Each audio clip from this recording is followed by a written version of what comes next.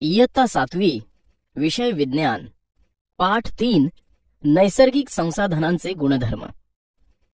मुलांनो, मागच्या वर्षी आपण नैसर्गिक संसाधने, हवा, पाणी, जमीन यांच्याविषयी माहिती करून घेतली होती.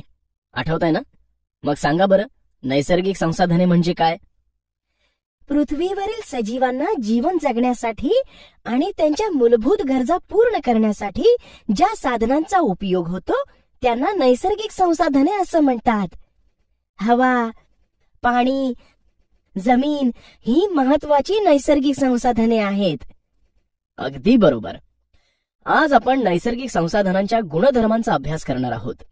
हवा, पाणी, जमीन या नैसर्गिक संसाधनांपैकी सर्वप्रथम आपण हवेचे गुणधर्म पाहणार आहोत. मला सांगा, हवेमध्ये कोणकोणते वायू असतात? नायट्रोजन, ऑक्सिजन, कार्बन डायऑक्साइड आणि इतर काही वायू थोड्या प्रमाणात असतात. अगदी बरोबर. हे सर्व वायू हवेमध्ये मिश्रणाच्या स्वरूपात एकत्र असतात. यापैकी कोणत्याही वायूचे एकट्याचे वेगळे अस्तित्व आपल्याला जाणवत नाही. म्हणूनच हवेला एकजिनसी मिश्रण असं म्हणतात. हवेमध्ये असलेले हे वायू आपण कोठे कोठे वापरतो किंवा त्या वायूंचा आपणास काय उपयोग होतो? सर, ऑक्सिजनचा उपयोग आपल्याला श्वासोच्छवासासाठी तसेच ज्वलनासाठी होतो. कार्बन डायऑक्साइड अग्निशामक नळकांड्यात वापरतात. तसेच वनस्पतींना त्यांच्या अन्न निर्मितीमध्येही कार्बन डायऑक्साइडचा उपयोग होतो. नायट्रोजनमुळे सजीवांमध्ये प्रथिनांची निर्मिती होते. बरोबर. नायट्रोजन डायऑक्साइड हा वायू जसा आपण प्रयोगशाळेमध्ये वापरतो तसाच मोठ्या प्रमाणात रासायनिक खते बनविण्यासाठी आणि नायलॉन बनविण्यासाठीही नायट्रोजनचा उपयोग होतो. कार्बन डायऑक्साइडचा उपयोग कॅल्शियम कार्बोनेट तयार करण्यासाठी होतो. तसेच पाणी तयार होण्यासाठी सुद्धा कार्बन डायऑक्साइड उपयोगी आहे. कार्बन डायऑक्साइडचा उपयोग विविध पेये बनवण्यासाठी म्हणजेच ऑरेंज, लेमन, सोडा इत्यादी फसफसणारी पेये तयार करण्यासाठी होतो. हवा. प्रत्येक सजीवाला हवेची गरज असते. हवेशिवाय सजीवांचे अस्तित्व टिकू शकणार नाही. आपल्या आजूबाजूला हवेचे अस्तित्व आपल्याला जाणवते, पण हवा डोळ्यांनी दिसत नाही. एखाद्या वेळेस तुम्हाला गरम होत असेल तर रुमालाने तुम्ही हवा घेता. श्वास घेताना नाकाने हवा आत घेतली जाते. तोंडासमोर हात धरून फुंकर मारली की आपल्याला हवेचा स्पर्श जाणवतो. हवेचे अस्तित्व जाणवते. हवेचे गुणधर्म. मुलांनो, आता आपण हवेचे हे गुणधर्म समजून घेणार आहोत. ते समजण्यासाठी आपण एक प्रयोग करूया. प्रथम झाडूची एक काडी किंवा आपण कोल्ड्रिंक्स पितो तो प्लास्टिकचा एक स्ट्रॉ घ्या. त्या स्ट्रॉच्या मध्यभागी दोरा बांधून तो स्ट्रॉ टांगा. या स्ट्रॉच्या दोन्ही बाजूला फुगे फुगवून बांधा. दोन्ही बाजूला फुगे बांधल्यानंतर एका फुग्यातील हवा सोडून द्या. काय झाले पहा, ज्या फुग्यामध्ये हवा आहे त्या बाजूला काडीचे टोक झुकलेले दिसून येते. म्हणजेच हवेला वजन असते. हवेमध्ये nitrogen, oxygen, carbon dioxide, nitrogen dioxide अशा वायूंचे मिश्रण असते आणि त्या मिश्रणामुळेच हवेला वस्तुमान व वजन प्राप्त होते. यावरून हवेचा पहिला गुणधर्म सिद्ध होतो. हवेला वस्तुमान व वजन असते. वातावरणाचा दाब. मुलांनो, तुम्ही इंजेक्शन पाहिलं असेल किंवा रंगपंचमीला इंजेक्शन सारखी पिचकारी पाहिली असेल. या पिचकारीमध्ये पाण्यात मिसळलेला रंग तुम्ही आतमध्ये कसा घेता बरं? पाण्यातल्या रंगात पिचकारीचे टोक बुडवून मूठ पाठीमागे ओढली की रंग पिचकारीत येतो. अगदी बरोबर. समजा तुम्ही रिकाम्या पिचकारीच्या तोंडावर बोट ठेवून ते बंद केले आणि पिचकारीच्या पाठीमागचा दट्ट्या ओढला तर काय होईल बरं? तो सहजपणे मागे ओढलाच जात नाही. बरोबर. तसंच आता एक सुई नसलेली इंजेक्शनची सिरिंज घ्या. या सिरिंजच्या टोकाच्या छिद्रावर अंगठा दाबून धरा. आता सिरिंजच्या खालचा दट्ट्या ओढा. हा दट्ट्या ओढण्यासाठी तुम्हाला जास्त जोर द्यावा लागतो की कमी? जास्त जोर द्यावा लागतो. बरोबर. आता तुम्ही सिरिंजच्या पुढच्या छिद्रावर ठेवलेला अंगठा काढून घ्या. आता या सिरिंजच्या मागचा दट्ट्या तसाच राहतो का त्यामध्ये बदल होतो? सिरिंजच्या मागील दट्ट्या आत ढकलला जातो आहे. अगदी बरोबर. हवेमधील वायूंचे रेणू नेहमी हालचाल करत असतात. हे रेणू जेव्हा वस्तूवर आदळतात तेव्हा त्या वस्तूवर ते दाब निर्माण करतात. हवेमधील या दाबालाच आपण वातावरणाचा दाब असं म्हणतो. पहा, सिरिंजचे छिद्र बंद करून दट्ट्या खेचल्यावर सिरिंजमधल्या हवेला जास्त जागा उपलब्ध होते आणि ती हवा विरळ होते. त्यामुळे सिरिंजमधल्या हवेचा दाब कमी होतो. मात्र अशा वेळेस सिरिंजच्या बाहेरील हवेचा दाब खूप जास्त असतो. त्यामुळे सिरिंजच्या मागील दट्ट्या सोडून देताच तो लगेच आत ढकलला जातो. तुम्ही ही इंजेक्शनची सिरिंज कशीही आडवी, उभी, तिरकी धरून हा प्रयोग केलात तरी प्रत्येक वेळेस सिरिंजच्या पाठीमागील दट्ट्यात तेवढाच आत ढकलला गेलेला तुम्हाला दिसेल. यावरून हवेचा दुसरा गुणधर्म सिद्ध होतो की वातावरणाचा दाब सर्व दिशांनी समान असतो. मुलांनो, वातावरणाचा दाब सर्व दिशांनी समान असतो. मग मला सांगा, हा दाब चंद्रावर देखील असेल का? आणि असल्यास तो सारखाच असेल का? नाही माहीत? ठीक आहे, मी सांगतो. चंद्रावर वातावरणच नाही, त्यामुळे तिथे वातावरणाचा दाबही नाही. जे अंतराळवीर चंद्रावर गेले होते त्यांना श्वासोच्छवासासाठी ऑक्सिजनचे सिलेंडर त्यासाठीच न्यावे लागले होते. तुम्ही त्यांचे फोटो पाहिलेच असतील. मुलांनो, तुम्हाला हे माहीत असायला हवं की सर्वसाधारण स्थितीमध्ये समुद्र सपाटीला वातावरणाचा दाब हा सुमारे 1,01,400 न्यूटन प्रति चौरस मीटर इतका असतो. आणि आपण जसजसे समुद्र सपाटीपासून उंच जाऊ तसतसा हा दाब कमी कमी होत जातो. वातावरणाचा दाब वायू दाब मापकाने मोजतात. डॅनियल बर्नॉली. मुलांनो, डॅनियल बर्नॉली या स्वीडिश शास्त्रज्ञाने 1726 साली एक महत्वाचं तत्व मांडलं. ते म्हणजे हवेचा वेग वाढला तर दाब कमी होतो आणि हवेचा वेग कमी झाला तर दाब वाढतो. तसेच एखादी वस्तू हवेमधून गतिमान असेल तर त्या वस्तूच्या गतीच्या लंब दिशेला हवेचा दाब कमी होतो आणि मग आजूबाजूची हवा जास्त दाबाकडून कमी दाबाकडे जोराने वाहू लागते. हवेचा दाब. आता आपण बर्नॉलीचा सिद्धांत एका प्रयोगाद्वारे पडताळून पाहूया. त्यासाठी एक प्लास्टिकचा ग्लास घ्या. या ग्लासामध्ये पाणी घ्या. त्यानंतर आपण कोल्ड्रिंक्स पितो तो स्ट्रॉ घेऊन ग्लासामध्ये उभा करा. आता आणखी एक स्ट्रॉचा तुकडा घ्या आणि हा दुसरा स्ट्रॉचा तुकडा उभ्या असलेल्या पहिल्या स्ट्रॉच्या वरच्या तोंडाजवळ काटकोनात धरा. आता दुसऱ्या स्ट्रॉच्या लहान तुकड्यातून फुंकर मारा. पहा काय दिसते ते. आपल्याला उभ्या स्ट्रॉच्या तोंडाजवळ पाण्याचा फवारा उडताना दिसतोय. असं होतं कारण स्ट्रॉमधून फुंकर मारल्यानंतर त्याच्या समोर असलेली हवा दूर ढकलली गेली आणि त्यामुळे त्या ठिकाणच्या हवेचा दाब कमी झाला. स्ट्रॉच्या वरच्या तोंडाजवळ असलेल्या हवेचा दाब हा वातावरणातील हवेच्या दाबापेक्षा कमी झाल्याने ग्लासामधील पाणी जास्त दाबाकडून कमी दाबाकडे म्हणजेच वरच्या दिशेने ढकलले गेले आणि ते पाणी फवाऱ्याच्या रूपात बाहेर पडले. आता तुम्ही जोरात फुंकर मारा. पहा बरं काय दिसतंय. तुम्ही जितक्या जोरात फुंकर मारता तितक्या जोरात पाण्याचा फवारा उडतोय. म्हणजेच या प्रयोगात स्ट्रॉमधून उडणारा फवारा बर्नॉलीच्या तत्वावर कार्य करतोय. वारे.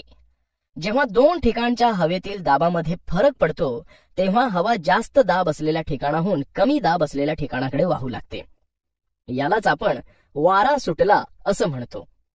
याचाच अर्थ हवेच्या दाबात पडलेल्या फरकाचा परिणाम म्हणजेच वाहणारा वारा होय.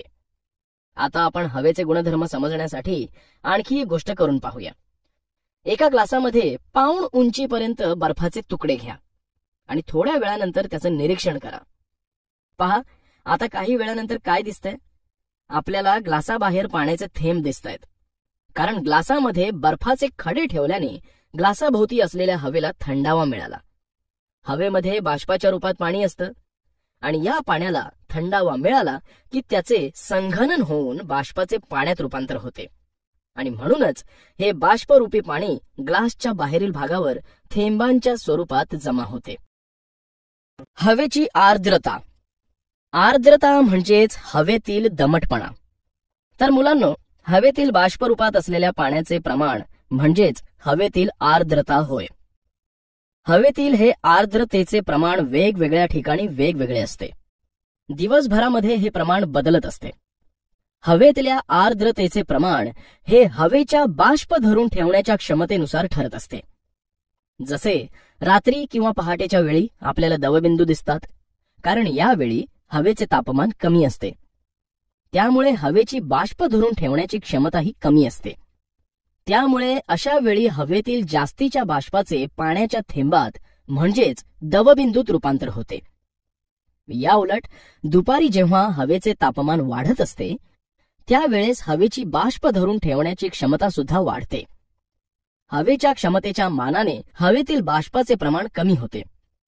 त्यामुळे अशा वेळी आपल्याला हवा कोरडी असल्याचे जाणवते. तसेच पावसाळ्यात किंवा समुद्रकिनारी हवेतल्या बाष्पाचे प्रमाण भरपूर असते. त्यामुळे अशा वेळी आपल्याला हवेतील दमटपणा जाणवतो. म्हणूनच उन्हाळ्यात ओले कपडे लवकर वाळतात, पण पावसाळ्यात मात्र कपडे लवकर वाळत नाहीत. मुलांनो, हवेचे गुणधर्म समजण्यासाठी आपण काही प्रयोग करूया. यासाठी एक पसरट भांड घ्या. त्या भांड्यात पाऊण भाग पाणी भरा. आता एक रिकामी बाटली घ्या.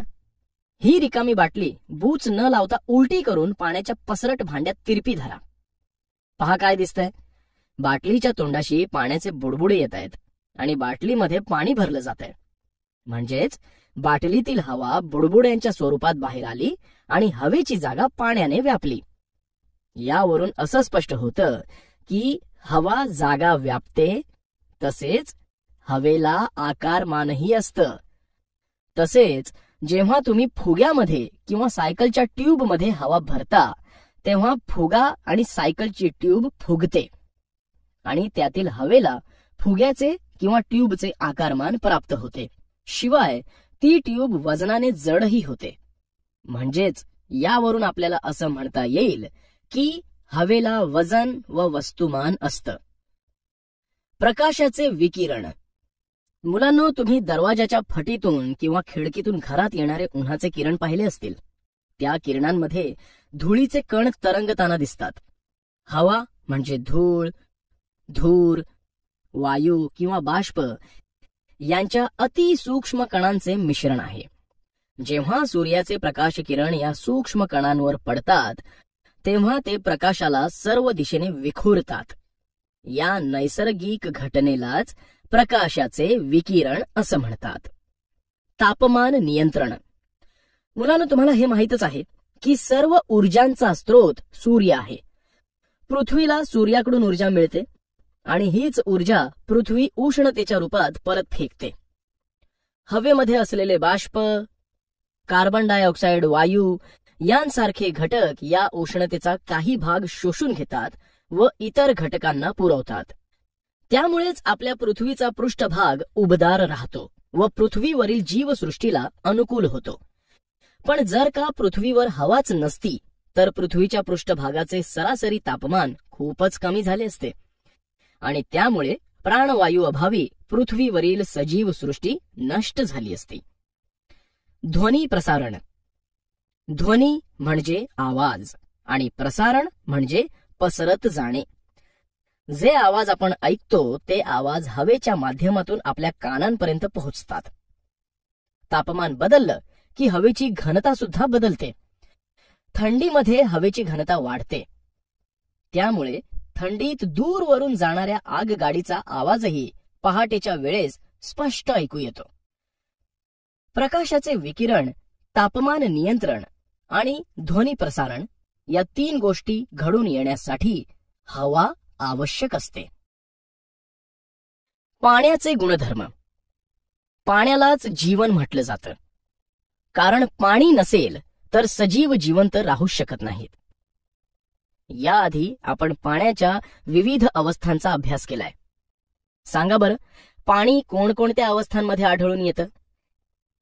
पाणी द्रव, वायू आणि स्थायू या 3 अवस्थांमध्ये आढळून येतं. अगदी बरोबर. तर मुलांनो, आता आपण पाण्याचे गुणधर्म समजून घेणार आहोत. प्रवाहिता. आता ही चित्रे पहा. यामध्ये एका पिंपाला आणि गोलाकार गोळ्याला लहान छिद्रे आहेत. त्या छिद्रांतून पाणी बाहेर पडताना दिसतंय. तसंच एका भांड्यातून दुसऱ्या भांड्यात पाणी नळीच्या सहाय्याने भरलं जातंय. म्हणजेच पाणी हा एक प्रवाही पदार्थ आहे. सामान्य तापमानाला पाणी द्रव अवस्थेत आढळतं. पाण्याला स्वतःचा आकार नसतो, परंतु त्याला आकारमान असतं.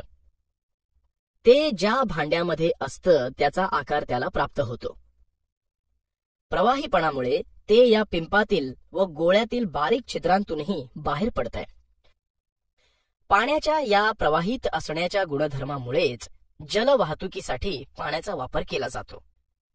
पाण्याचे गुणधर्म नीट समजून घेण्यासाठी आपण काही प्रयोग करून पाहूया. प्लास्टिकची एक बाटली घ्या. त्या बाटलीमध्ये निम्म्यापेक्षा जास्त पाणी भरा. आता हे पाणी ज्या ठिकाणापर्यंत आहे त्या ठिकाणी बाटलीवर खूण करा. नंतर ही बाटली फ्रीजरमध्ये ठेवा आणि काही तासानंतर पहा, तुम्हाला दिसेल की पाण्याचा बर्फ झालाय आणि बर्फाची पातळी ही पाण्याच्या पातळीपेक्षा वाढलीय.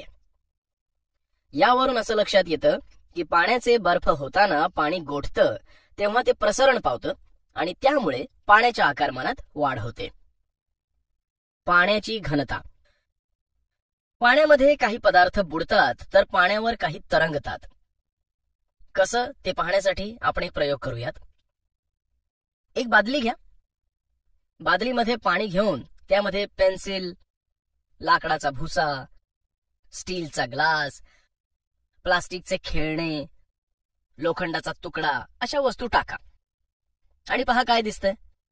आपल्याला दिसून येतं की पेन्सिल, लाकडाचा भुसा, प्लास्टिकचे खेळणे पाण्यावर तरंगतायत, तर स्टीलचा ग्लास, लोखंडाचा तुकडा यांसारख्या वस्तू पाण्यात बुडाल्या आहेत. ज्या वस्तू जड असतात त्या बुडतात, तर हलक्या वस्तू पाण्यावर तरंगतात. जड व हलकेपणा हा पदार्थांच्या घनतेवर अवलंबून असतो. मुलांनो, एका ग्लासामध्ये पाणी घेऊन त्यामध्ये बर्फाचे तुकडे टाका. पहा काय दिसतंय. सर, बर्फाचे तुकडे पाण्यावर तरंगतात. बरोबर, बर्फाचे तुकडे पाण्यावर तरंगतात कारण बर्फ हा पाण्यापेक्षा हलका असतो. जेव्हा पाणी गोठून त्याचं बर्फात रूपांतर होतं तेव्हा तो मूळ द्रवापेक्षा हलका बनतो. पाणी गोठताना म्हणजे त्याचं स्थायीत रूपांतर होताना बर्फाची घनता कमी होते. त्यामुळे बर्फाचे तुकडे पाण्यावर तरंगतात. पाण्याची घनता काढण्यासाठी सूत्र असं आहे: घनता बरोबर वस्तुमान भागिले आकारमान. यामध्ये एखाद्या वस्तूने व्यापलेली जागा म्हणजे त्या वस्तूचे आकारमान असते आणि त्या पदार्थातील द्रव्य संचय म्हणजेच त्या वस्तूचे वस्तुमान असते. वस्तुमान हे ग्रॅम मध्ये तर आकारमान हे घन सेमी म्हणजेच घन सेंटीमीटर मध्ये मोजतात. घनता बरोबर ग्रॅम भागिले घन सेंटीमीटर. यावरून आपल्याला लक्षात येतं की घनतेचे एकक ग्रॅम प्रति घन सेमी आहे. पाण्याचे असंगत वर्तन. साधारणतः कोणत्याही पदार्थाचे तापमान कमी केले तर त्या पदार्थाची घनता वाढते आणि त्याचे आकारमान कमी होते.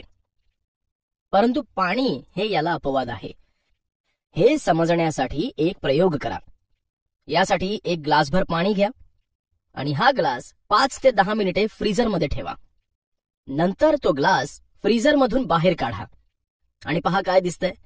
आपल्याला पाणी गोठण्याची म्हणजे बर्फ तयार होण्याची सुरुवात झालेली दिसेल आणि हा बर्फ वरच्या दिशेकडून खालच्या दिशेकडे तयार होतोय. असं होतं कारण पाण्याच्या घनतेचं एक वैशिष्ट्य आहे. ते म्हणजे नेहमीच्या तापमानाचं पाणी थंड होऊ लागल्यावर सर्वसाधारण द्रवांप्रमाणे पाण्याची घनता वाढत जाते. परंतु 4 अंश सेल्सिअस तापमानापेक्षा कमी तापमान झालं तर पाण्याची घनता कमी होऊ लागते. म्हणजेच 4 अंश सेल्सिअसला पाण्याची घनता सर्वात जास्त असते आणि जर 4 अंश सेल्सिअस पेक्षा पाण्याचं तापमान कमी केलं तर त्याची घनता कमी होऊन आकारमान वाढतं. म्हणजेच 4 अंश सेल्सिअस पेक्षा तापमान खाली जाऊ लागल्यास पाणी प्रसरण पावतं. यालाच पाण्याचे असंगत वर्तन असं म्हणतात. म्हणूनच तर अतिथंड प्रदेशात नदी, तलाव गोठल्यानंतरही पाण्यातील जलचर जिवंत राहतात. कारण पाण्याच्या असंगत वर्तनामुळे नदी, तलावाचं पाणी वगैरे केवळ वरच्या थरात गोठत जातं. अति थंड प्रदेशात तापमान खूप कमी असतं, ते शून्याच्या खालीही जातं. पाण्याच्या पृष्ठभागांचे तापमान जेव्हा 4 अंश सेल्सिअस होतं तेव्हा पाण्याची घनता कमाल होते. या जास्त घनतेमुळे पाणी खालच्या थराकडे सरकू लागतं. खालच्या थरातील पाणी त्यामुळे वरच्या थराकडे सरकतं.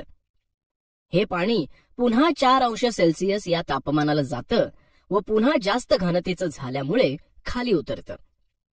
जसं तापमान आणखी खाली उतरतं तसं जलाशयाचा वरचा पृष्ठभाग 0 अंश सेल्सिअस तापमानाला जातो.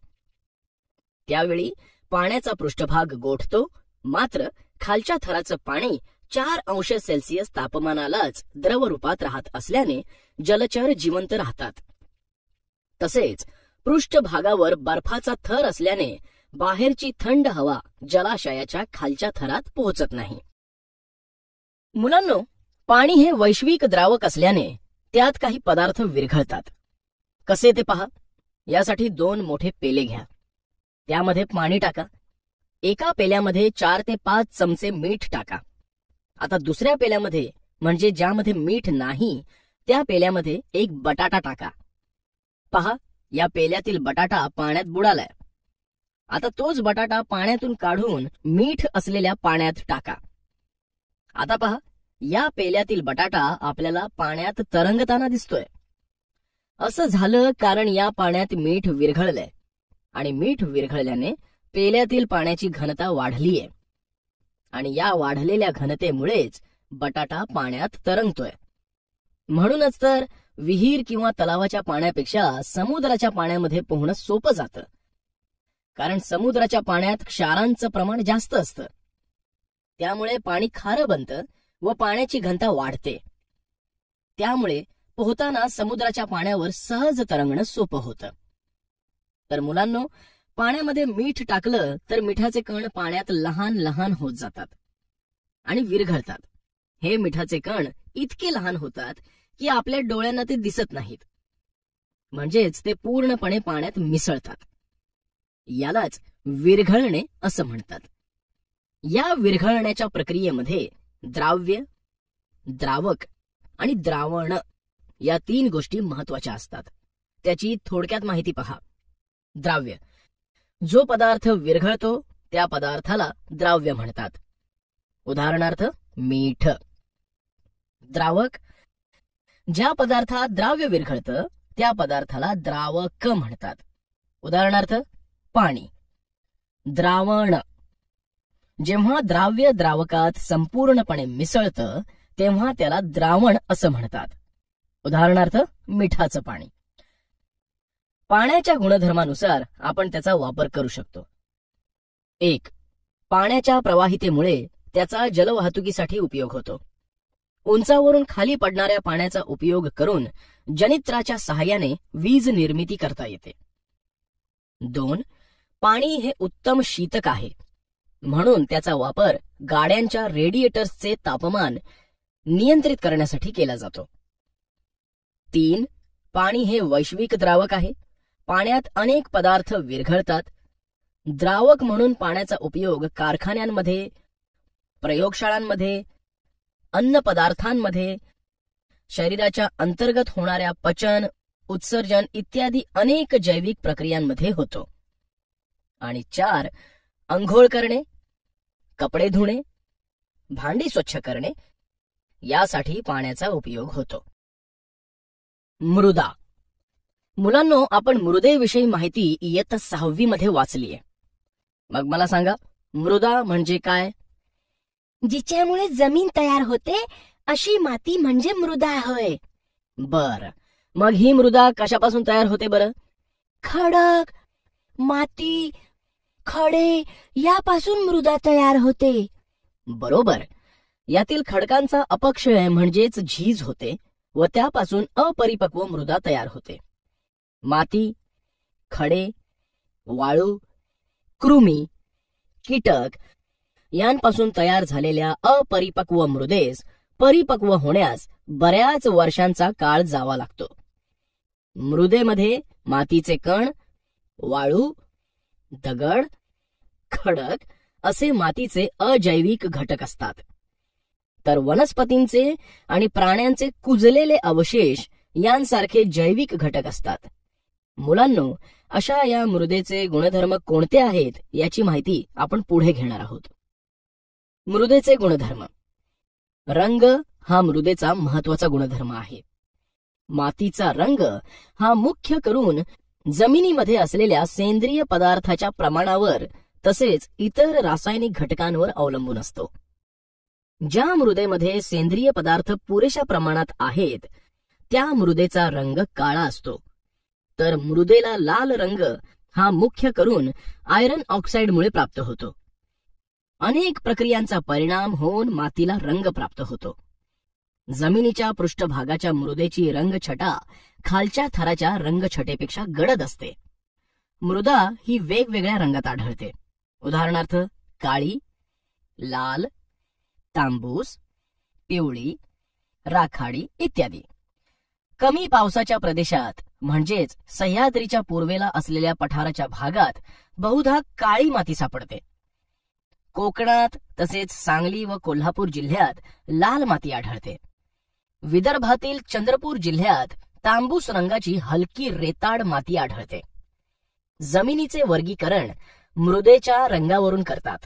रंगावरून जमिनीचे गुणधर्म समजतात. मृदेच्या रंगावरून त्या मृदेची सुपीकता, कस तसेच पाण्याचा निचरा, पाणी धरून ठेवण्याची क्षमता समजते. जसे काळी मृदा ही पिकास अत्यंत अनुकूल असते, तर कोकणातील लाल मृदा फळबागांच्या लागवडीस अनुकूल असते. म्हणूनच कोकणातील आंबा प्रसिद्ध आहे.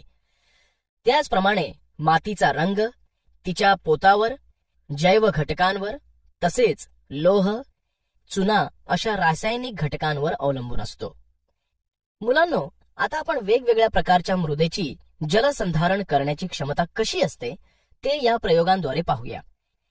यासाठी 3 मोजपात्रे, काचेची 3 नरसाळी, गाळण कागद, पाणी, बारीक वाळू, जाड वाळू आणि कुंडीतील माती हे सर्व साहित्य घ्या.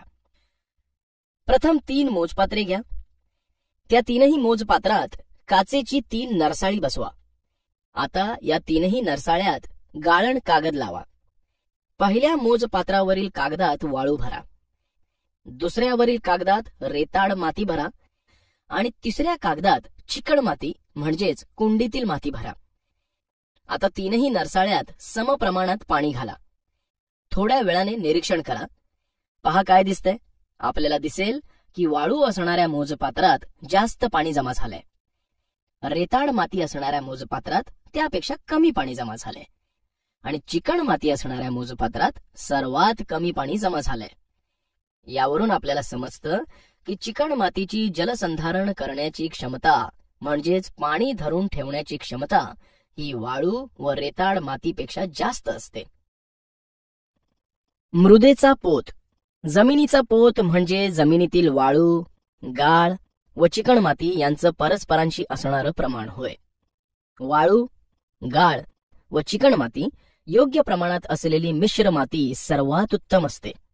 जमिनीच्या पोतावर तिचे अनेक गुणधर्म व जमिनीतील पाण्याची संधारण क्षमता अवलंबून असते. मृदेतील विविध आकारमानांच्या कणांच्या प्रमाणावरून मृदेचे 3 प्रकार पडतात. त्यांची माहिती आता आपण घेऊयात. 1. रेताड मृदा. अशा प्रकारच्या मातीमध्ये वाळूचे मोठ्या कणांचे प्रमाण खूप जास्त असते. यातून पाण्याचा जलद निचरा होतो. अशी मृदा मशागत करण्यासाठी सोपी असते, कारण या मृदेमध्ये वाळूचे कण असल्यामुळे जमिनीच्या मातीचे थर वर खाली करणे सोपे जाते. या मृदेमधील वाळूंचे कण सिलिकॉन डायऑक्साईड म्हणजेच कबार्ड्स या खनिजाचे बनलेले असतात.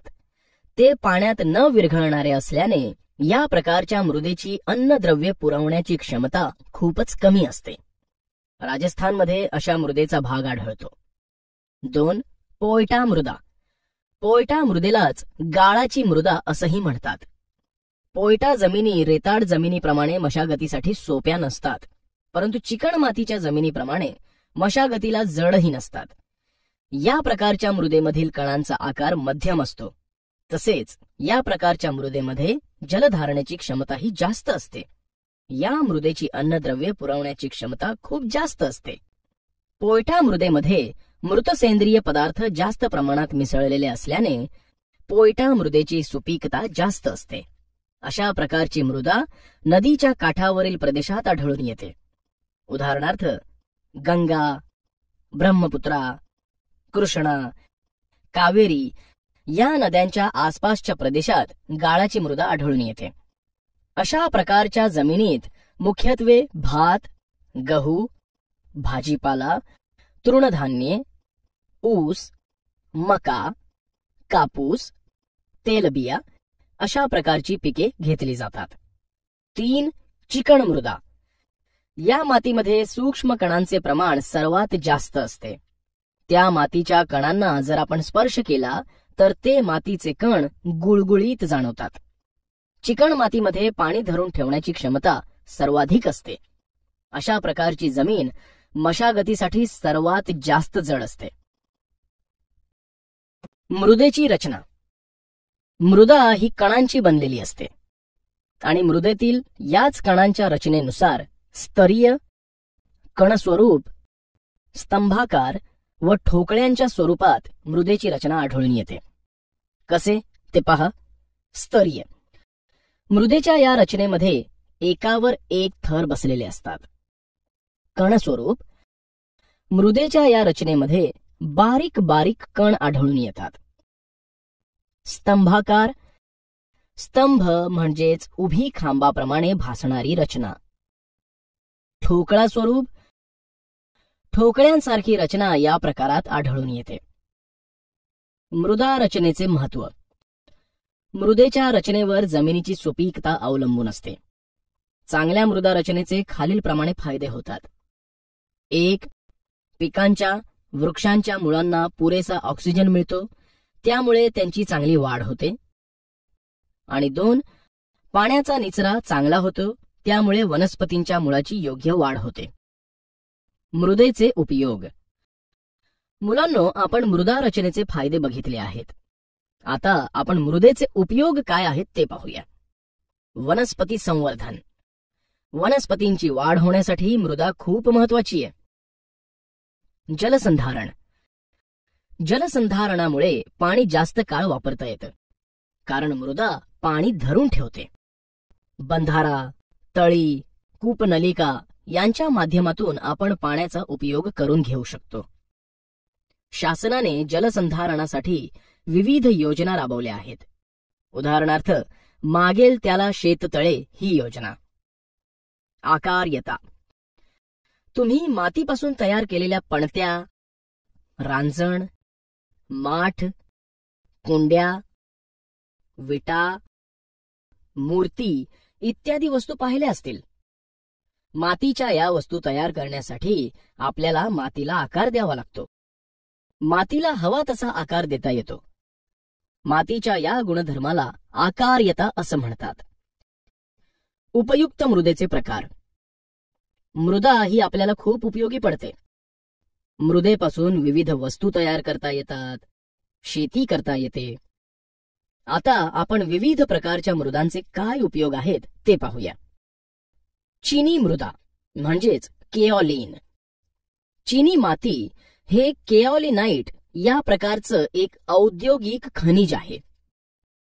हे खनिज चीन या देशात सापडतं, म्हणून याला चिनी माती असं म्हणतात. चिनी मृदेचा रंगही पांढरा असतो. या मातीला उष्णता दिल्यानंतर ही माती चमकते. तसेच त्या मातीला कठीणपणा येतो. त्यामुळेच या मातीपासून विविध प्रकारच्या वस्तू, भांडी बनविली जातात. कपबशा, स्नानगृहातील फरशा म्हणजे टाइल्स, प्रयोगशाळेतील उपकरणे, तसेच विविध प्रकारचे मुखवटे इत्यादी. शाडूची माती. या मृदेचा रंग सुद्धा पांढरट असतो. पुतळे, मूर्ती बनवण्यासाठी या मृदेचा वापर केला जातो. टेराकोटा मृदा. या मृदेचा उपयोग कुंड्या तसेच सजावटीच्या वस्तू बनवण्यासाठी केला जातो. मुलतानी मृदा. सौंदर्य प्रसाधनांमध्ये मुलतानी मातीचा वापर केला जातो. फेस पॅक मध्ये विशेष करून ही मृदा वापरली जाते. मृदा परीक्षण.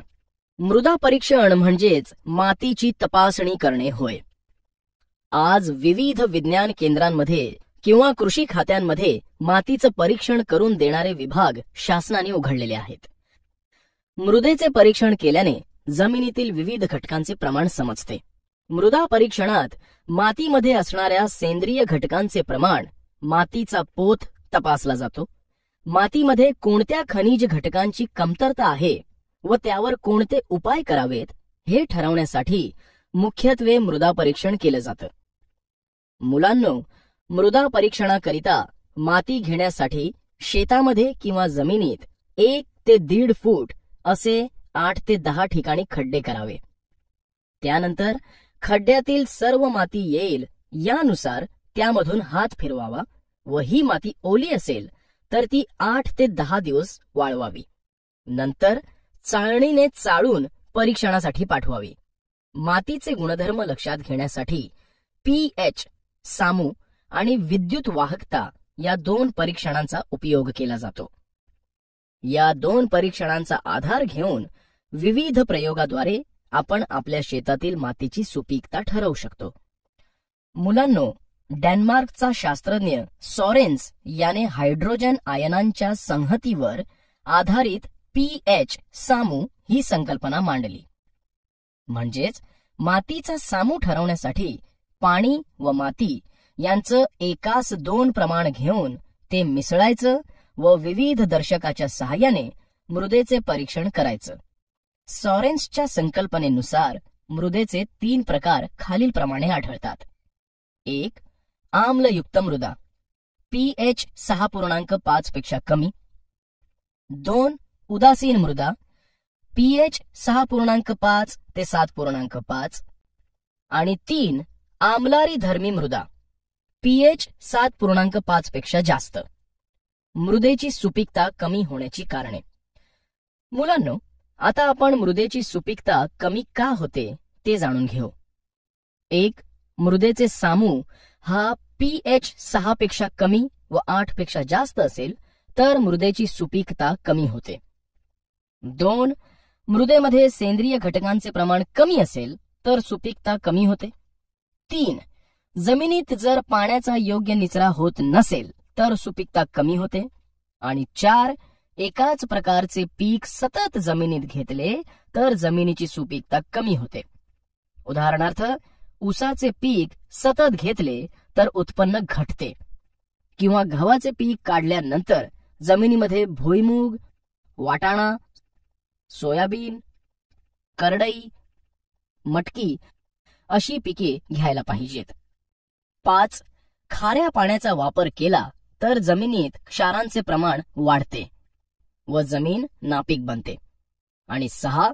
विविध प्रकारच्या रासायनिक खतांचा व कीटकनाशकांचा जास्त वापर केला तर ती जमीन पेरणी योग्य राहत नाही. अशा जमिनीची सुपीकता टिकवून ठेवण्यासाठी पिकांची आलटापालट करावी. म्हणजे पिकांचा फेरपालट करावा. गव्हाचे पीक घेतल्यानंतर मूग, मटकी, वाटाणा, सोयाबीन अशी पिके घ्यावीत. या पिकांमुळे नायट्रोजनचे स्थिरीकरण होते आणि जमिनीची सुपीकता वाढते. तर मुलांनो, या पाठातून आपण हवा, पाणी, जमीन या नैसर्गिक घटकांची सविस्तर माहिती घेतलीय. यातून तुम्हाला नैसर्गिक संसाधनांचा आपल्या जीवनावर होणारा परिणाम लक्षात आलाच असेल.